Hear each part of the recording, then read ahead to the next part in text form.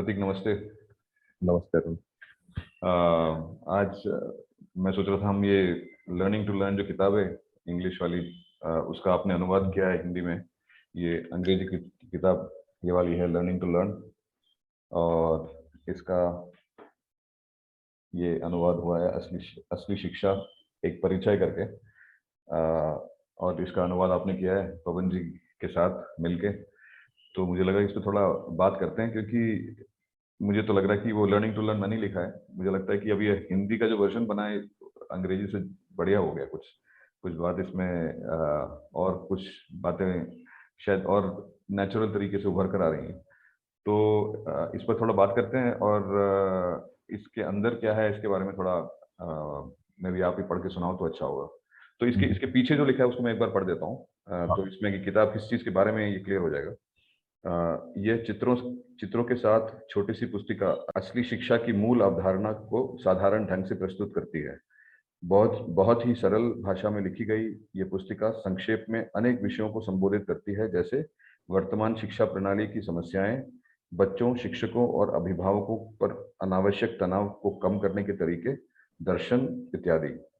हमारा विश्वास है आपको ये पुस्तिका उपयोगी लगेगी।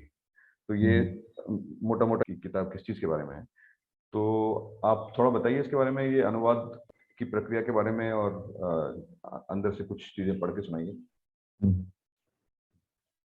तो इसका जब अनुवाद हम लोग कर रहे थे तो एक जो चीज़ थी कि आपका और पवन जी का अ, साधारणतः ये होता है कि जब आप अनुवाद करते हैं तो आपको जो लेखक है उससे जिस कॉन्टेक्स्ट में वो लिखा गया है उतना नहीं मिल पाता है। लेकिन यहाँ पर लगातार इटरेटिव प्रोसेस थी और हम हर बार पवन जी से बात कर रहे थे, आपसे बात कर रहे थे। कोई भी चीज़ यहाँ पर लिखी गई है तो उसका सिर्फ एक तरीके से देखा जाए तो शुरुआत में पहले ड्राफ्ट में ऐसा होता है कि आप शब्दार्थ करते हैं, फिर उसके बाद आप भाव को समझने का प्रयास करते हैं कि भाव क्या था इसके पीछे। तो इस प्रक्रिया में जब आपसे बात हुई, पवन जी से बात हुई, तो यह सिर्फ यानी भाषांतर नहीं हुआ है, इसमें भावार्थ पर पहुंचने का एक प्रयास हुआ है। दूसरी बात ये कि इसमें बहुत ही शब्दों को जो लिया गया है वो एक साधारण तौर पे लिया गया, शास्त्रीय इनका अर्थ नहीं है। जो साधारण बोलचाल में शब्द जिस तरीके से जिन अर्थों में प्रयोग में लिए जाते हैं वैसे लिया गया है। तो प्रक्रिया के दौरान बहुत सारी चीज़ों में जैसे कि इसमें अभी हम पढ़ेंगे तो इसमें एक वाक्य आता है कि समझना तर्क तर्क से अनुभव की यात्रा है। तो यह यानी वाक्य स्वयं से नहीं आया है, ये इसके पीछे एक कहानी है कि पवन जी से एक बार ये बाबा नागराज जो है, अग्रहार नागराज, उन्होंने कहा कि समझना जो है तर्क से अनुभव की यात्रा है। और फिर वो यहाँ पर आ गए जो कि जो इंग्लिश संस्करण है उसमें यह नहीं है। तो ऐसी कई बातें, तो ये एक तरीके से सार है बहुत सारी बातों का। यानी इसकी शुरुआत गांधी जी की कोट से होती है, सरन साहब की बहुत सी बातें, कुमार स्वामी जी की बहुत सी बातें, श्री अरविंदो की, आपके जीवन का, आपका होम स्कूलिंग का अनुभव, सिद्ध का जो अनुभव था, ये सब इसमें 33 पेजों के अंदर भर दिया गया है। तो ये साधारण है, बहुत सरल तरीके से है, लेकिन गहन बात की जा रही है। तो यानी सुनना भी है और बुनना भी है। थोड़ा बहुत ही सरल सहज तरीके से बात कही जा रही है, लेकिन गहरी बात कही जा रही है। तो थोड़ा सा पढ़ते हैं इससे। तो इसमें जो श्री अरविंदो का पूर्ण शिक्षा का दर्शन है उसको एक यानी परंपरा से वो आता है, तो उसको लिया गया है। तो उसके बारे में लिखा गया है कि इस दर्शन में 3 सिद्धांत हैं। सिद्धांत 1, समझाना और समझना पृथक प्रक्रियाएं हैं। शिक्षक समझाने का प्रयास करता है और उसके लिए तर्क विधि का प्रयोग करता है। विद्यार्थी उसे समझने का प्रयास करता है और उसके लिए अनुभव विधि का प्रयोग करता है। शिक्षक केवल सहायक या मार्गदर्शक होता है। वह निहित ज्ञान की ओर विद्यार्थी का ध्यान आकर्षित करने का प्रयास मात्र कर सकता है। विद्यार्थी को स्वयं ही उस ओर ध्यान देना होता है। और इसमें छोटे छोटे चित्र हैं, जैसे कि यह जब सिद्धांत बता रहे हैं तो दिखा रहे हैं कि दो ऑटो वाले हैं और एक ऑटो का पेट्रोल खत्म हो चुका है, तो दूसरे वाला उसको ठेल रहा है और दोनों से प्रकाश निकल रहा है। तो अ, इस तरीके से प्रतीकात्मक रूप में भी बहुत सी बातें चित्रों के माध्यम से कही गई हैं। फिर सिद्धांत 2, बच्चे को स्वभाव के अनुकूल बढ़ने के लिए प्रेरित किया जाना चाहिए। बच्चे को अभिभावक या शिक्षक के गढ़े सांचे में ढालने की कोशिश हानिकारक है।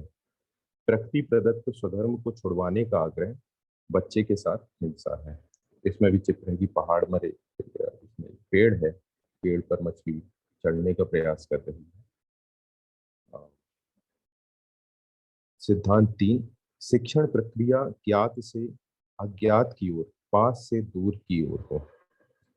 शिक्षण प्रक्रिया यदि बच्चे के स्थानीय, यहाँ स्थानीय से अर्थ है भौगोलिक एवं सांस्कृतिक दोनों, परिवेश से जुड़ी हो तो उसके लिए सहज हो जाती है।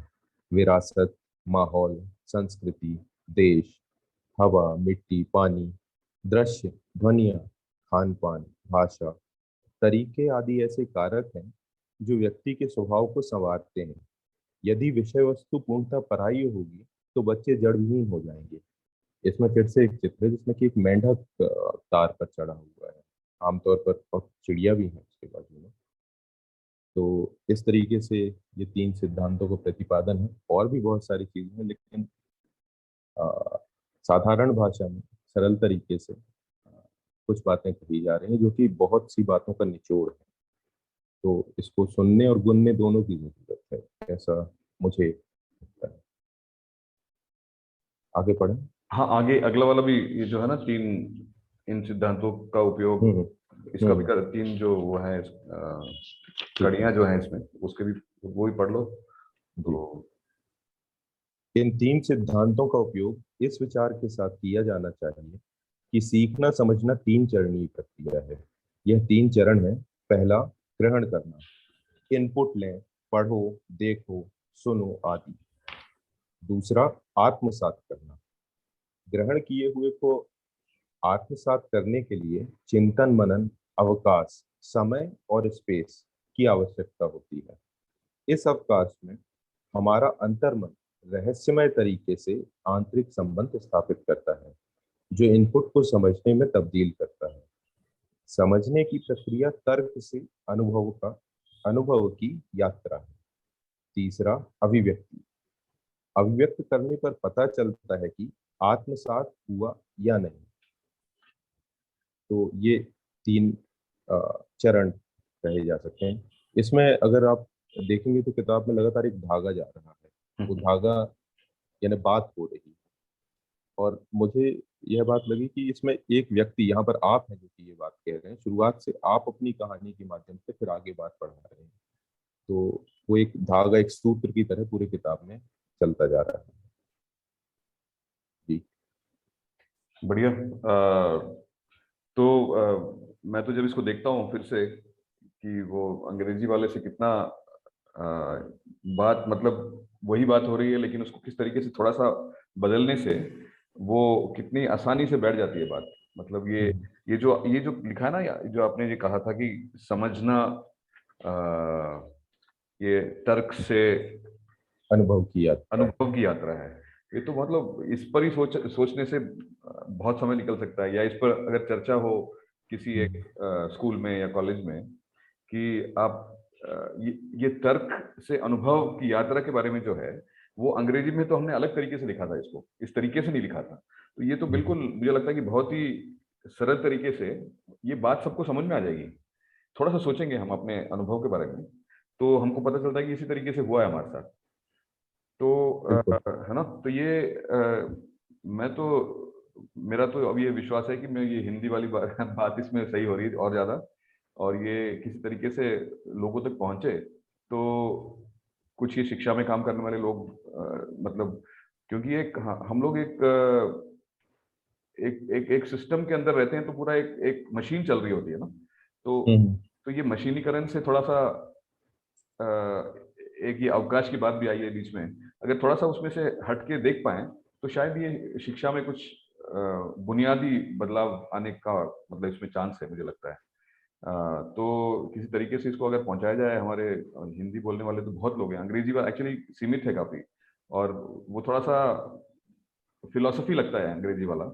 ये लेकिन ये आम मतलब ये घर की बात सी हो गई है ये, और बहुत गहन बातें हो रही हैं, लेकिन बड़ा आसानी से हम ग्रहण कर सकते हैं शायद। तो ये परिवर्तन हुआ, ये मैं बहुत आई एम रियली थैंकफुल कि तुम इसमें आए, जुड़े, और तुमने ये प्रोजेक्ट लिया इसको। मैं करता तो ऐसा नहीं होता, मुझे नहीं लगता मैं ऐसा कर पाता। एक एक बिल्कुल नेटिव हिंदी स्पीकर की जरूरत थी, और आप आए इसमें और आपने किया, और आपकी समझ भी इन चीज़ों के बारे में, मतलब ये somebody who straddles both worlds, मतलब कि वो अंग्रेजी वाला भी ठीक से समझे और उसको ट्रांसमिट करें।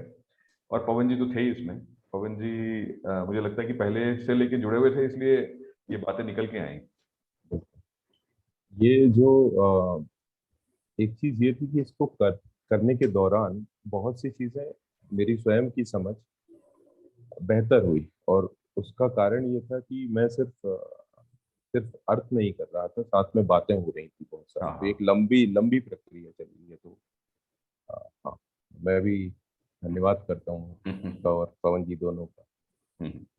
इसके माध्यम से बहुत सारी चीजें समझ में आई हैं। चलिए, बढ़िया।